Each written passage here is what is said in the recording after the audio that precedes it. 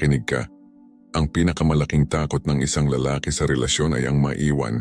Pero alam mo ba kung ano ang pinakamalaking sikreto ng mga lalaking hinahabol? Wala silang pakialam kung iwan sila.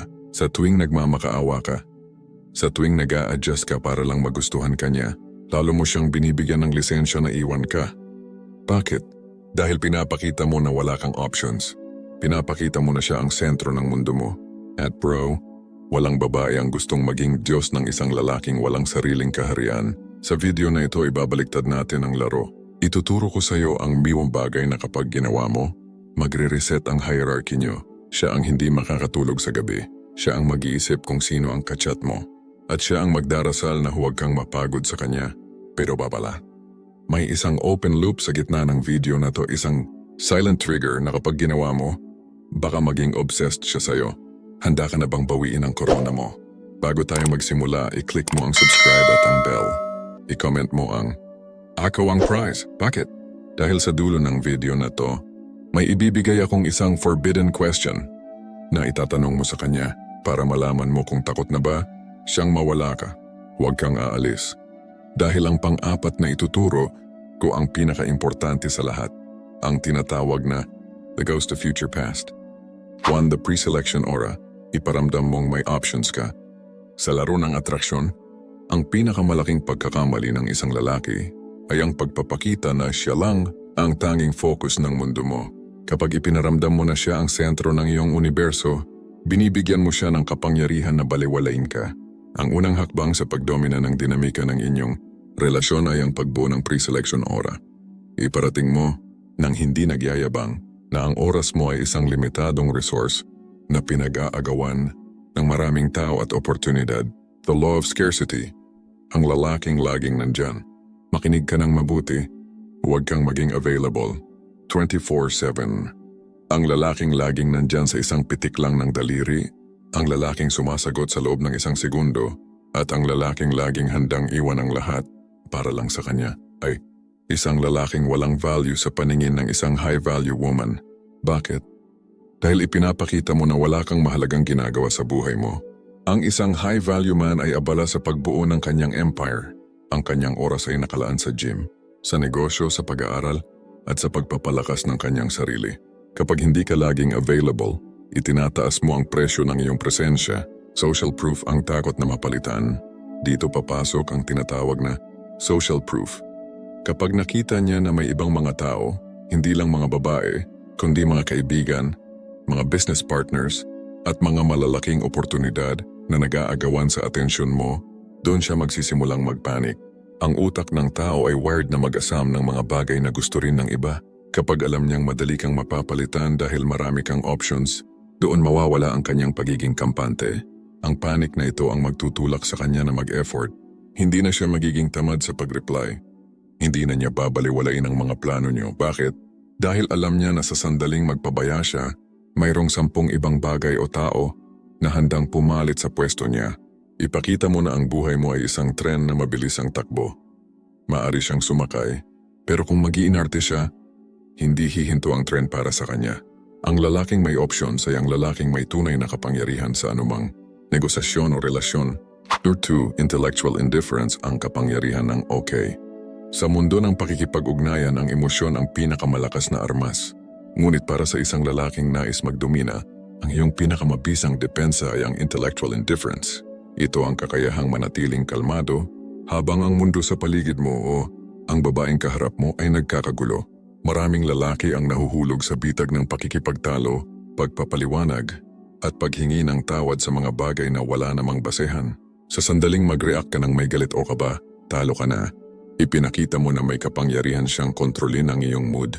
The art of the shit test survival.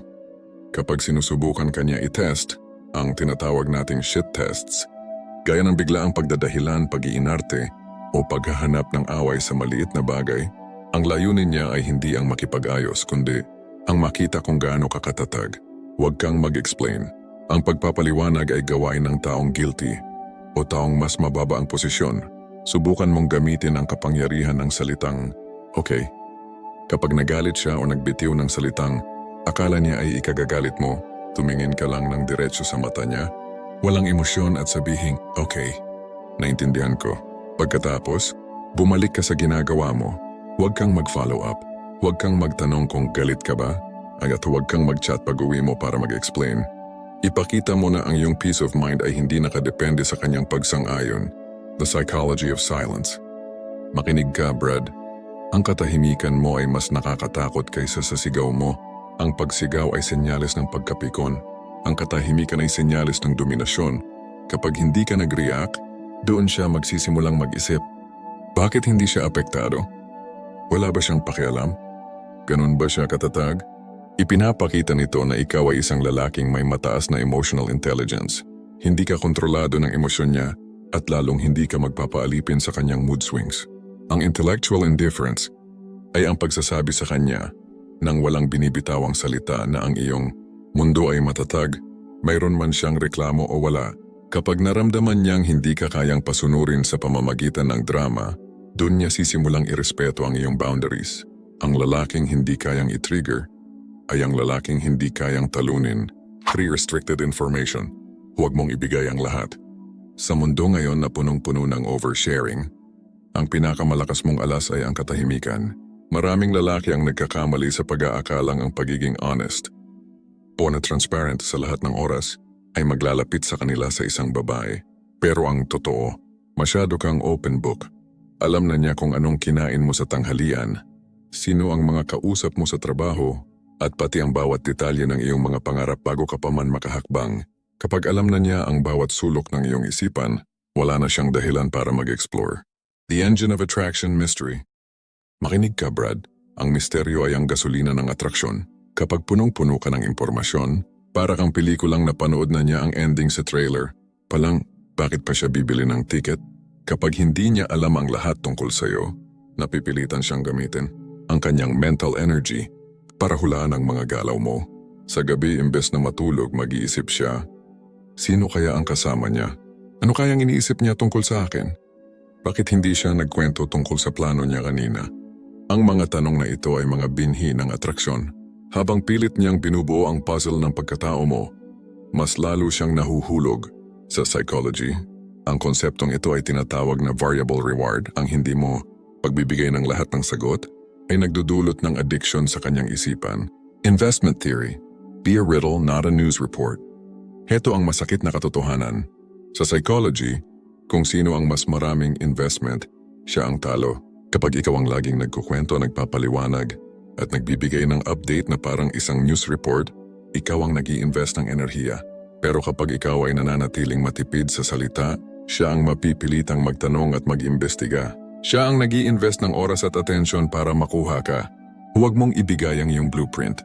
Hayaan mong makita niya ang iyong mga tagumpay, pero huwag ang bawat hakbang kung paano mo ito nakuha. Huwag mong i-post ang bawat milestone sa social media. Hayaan mong matuklasan niya ang iyong kalaliman ng dahan-dahan, parang isang libro na kailangang basahin ng pahina bawat pahina. Ang lalaking madaling basahin ay madali ring itabi. Pero ang lalaking parang isang palaisipan, isang riddle, ay ang lalaking hindi kailanman pagsasawaan. Manatiling misteryoso, manatiling restricted, at hayaan mong siya ang humabol sa mga sagot. The ghost of future past, the most critical step. Ito na ang pinaka-critical na hakbang sa lahat. Ang tawag natin dito ay the ghost of future past. Bakit? Dahil ipapakita mo sa kanya ang anino ng isang kinabukasan kung saan ikaw ay matagumpay, malakas at masaya. Pero siya ay isang hamak na spectator na lamang. Maraming lalaki ang nagkakamali sa paggawa ng kanilang master plan na nakasentro sa babae. Para sa iyo to, sabi nila. Pero sa sandaling gawin mo siyang rason ng iyong pag-unlad, binibigyan mo siya ng kapangyarihang ipatigil ang iyong momentum. Ang sikreto? Ipakita mo sa kanya ang future na wala siya. The train of success, walang libreng ticket. Makinig ka, Brad. Ang iyong buhay ay dapat parang isang mabilis na tren. Magplano ka ng travel kasama ang mga tropa mo. Mag-enroll ka sa gym para makuha ang physique na matagal mo nang gusto. O magsimula ka ng bagong negosyo na nangangailangan ng 100% ng iyong atensyon. Ang lahat ng ito ay dapat mong gawin nang hindi siya kasali sa plano. Kapag naramdaman niya na ang iyong train of success ay papaalis na sa istasyon, punong-puno ng kargamento, at wala siyang hawak na ticket, doon papasok ang tinatawag nating fear of missing out, FOMO. Kapag nakita niya na hindi siya ang preno ng buhay mo, kundi isang opsyon lamang na maaring maiwan, Siya ang kusang kakapit sa'yo. Ang tao ay natural na gustong mapabilang sa isang bagay na lumalago at matagumpay. The mindset shift. Choice not necessity. Huwag na huwag mong bibitawan ang linyang, kailangan kita sa future ko, o hindi ko kaya pag wala ka. Ang mga linyang yan ay amoy desperation at kahinaan. Sa halip, ang iyong aura at kilos ang dapat magsalita para sa'yo. Ang future ko ay maganda at sigurado. Ikaw ang bahala kung gusto mong sumama at mag-behave o kung gusto mong maiwan sa gilid ng rails. Dito mo makikita ang takot sa mga mata niya, ang takot na baka sa pag-abot mo sa tuktok, hindi na siya ang babaeng nasa tabi mo. Ang pagpapakita na independent, ang iyong tagumpay ay ang pinakamataas na anyo ng dominasyon. Ipinapakita nito na ikaw ay isang lalaking may misyon at ang sino mang hindi sumasabay sa bilis mo ay maiiwan sa nakaraan. Maging lalaki na patungo sa tagumpay may kasama man o wala, the ultimate exit frame, the prize mindset, fiber mastery of detachment, ang kakayahang mag-walk away. Dumating na tayo sa pinakamahalaga, ang forbidden technique, na naghihiwalay sa mga batang lalaki, sa mga tunay na high-value men, ang mastery of detachment. Sa madaling salita, ito ang iyong kakayahang tumalikod at mag-walk away ng walang pag-aalinlangan. Heto ang paradox ng relasyon. Para matakot siyang iwan ka, kailangan makita niya na handa kang iwan siya sa oras na i-disrespect ka niya o hindi niya pahalagahan ang iyong standards. Ang lalaking hindi kayang mag-walk away ay hindi isang partner. Siya ay isang bihag ng kanyang sariling takot. The psychological leverage ang lalaking may pintuan. Makinig ka ng mabuti, Brad. Ang kapangyarihan sa anumang negosasyon o relasyon ay laging nasa panig ng taong kayang tumayo at lumabas sa pinto. Kung alam ng isang babae na kahit anong pambabastos, gaslighting o pagpapabaya ang gawin niya ay hinding-hindi ka aalis dahil mahal mo siya. Wala na siyang dahilan para irespeto ka. Bakit siya magbabago kung wala namang consequence ang maling ugali niya? Pero ang lalaking nakakangiti habang nag-e-exit dahil alam niyang he is the prize. Yun ang lalaking hindi kayang bitawan ng kahit sinong babae. Ang iyong exit frame ay dapat na laging handa. Hindi ito pananakot o emotional blackmail. Ito ay ang iyong personal na dignidad. Ipinapakita mo na mas mahalaga sa iyo ang iyong prinsipyo kaysa sa kahit anong ganda o tamis ng salita kapag naramdaman niyang seryoso ka na. Sa isang maling galaw niya ay kaya mong i-delete ang number niya at kalimutan ang pangalan niya doon. Siya magsisimulang mag-ingat. The prize mindset. Huwag mawala ang sarili. Ang pinakamalaking trahedya ay hindi ang mawala ng babae. Ang tunay na pagkatalo ay ang mawala ang sarili mo habang sinusubukan mong i-please ang isang taong hindi ka naman pinahahalagahan. Huwag kang matakot mawala siya. Ang mundo ay puno ng bilyon-bilyong tao pero iisa lang ang iyong pagkatao at dangal. Kapag niyakap mo ang prize mindset, naiintindihan mo na ikaw ang catch. Ikaw ang nagtatrabaho. Ikaw ang may misyon at ikaw ang nagbibigay ng proteksyon at direksyon. Ang sino mang babae na mapabilang sa buhay mo ay dapat magpasalamat sa pagkakataong iyon. Kung hindi niya makita yon, ipakita mo sa kanya ang likod mo habang naglalakad ka palayo. Ang lalaking may lakas ng loob na mag-isa ay ang lalaking laging hahabulin ng lahat. Be the man who can walk away, and you will be the man no one wants to lose. The forbidden question, the final power move. Nangako ako sa iyo sa simula ng ating paglalakbay na ibibigay ko ang isang forbidden question. Heto na yon. Ito ang sandata na bihirang gamitin ng mga lalaki dahil sa takot, pero ito ang nagbubukod sa mga beta na laging naghahabol sa mga alphas na laging may control. Sa susunod na mag-away kayo, sa susunod na subukan niyang mag-demand ng hindi makatwiran, o sa tuwing gagamitan kanya ng emosyonal na manipulasyon, huwag kang sumigaw, huwag kang makipagtalo. Sa halip, tumingin ka ng diretso sa kanyang mga mata at tanungin mo siya ng mahinahon. Masaya ka pa ba talaga sa tabi ko? Dahil kung hindi, hindi kita pipigilan kung gusto mong umalis. The psychology closing the open loop. Boom, open loop closed. Kapag sinabi mo yan ang walang bahid ng galit, kaba o sarkasmo, ipinaparamdam mo sa kanya ang isang katotohanang nakakaligtaan ng marami. Na ang pinto ay laging bukas, pero ikaw ang may hawak ng susi. Ipinapakita mo na hindi ka desperado para sa kanyang presensya. Sa isang pangungusap, binaliktad mo ang sitwasyon. Mula sa pagiging demanding niya, bigla siyang mapapaisip sa posibilidad na mawala ka. Doon siya matatauhan na ikaw ang tunay na leader. Dahil ikaw ang may kakayahang bitawan, ang anumang bagay na hindi na nagbibigay ng halaga sa buhay mo.